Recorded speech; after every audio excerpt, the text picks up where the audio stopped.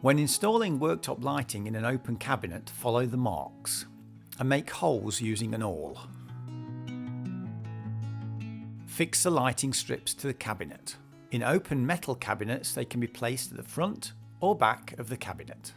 For the best lighting experience, you can add strips to the middle and top shelves as well.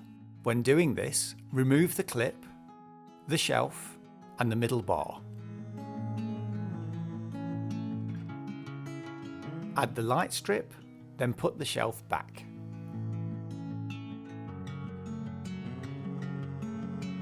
For top lighting, use your awl according to the marks.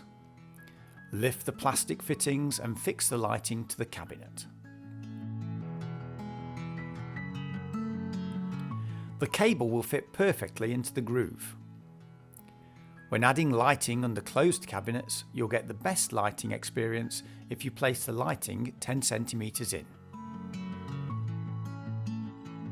Mark the holes with an awl and fix the lighting with the screws. Place the cables behind the cabinets and connect them to the drivers. The drivers are there to make a home smart experience possible. Now you've seen how to install an ENHET kitchen properly. You can use your knowledge to help you realise your dream kitchen.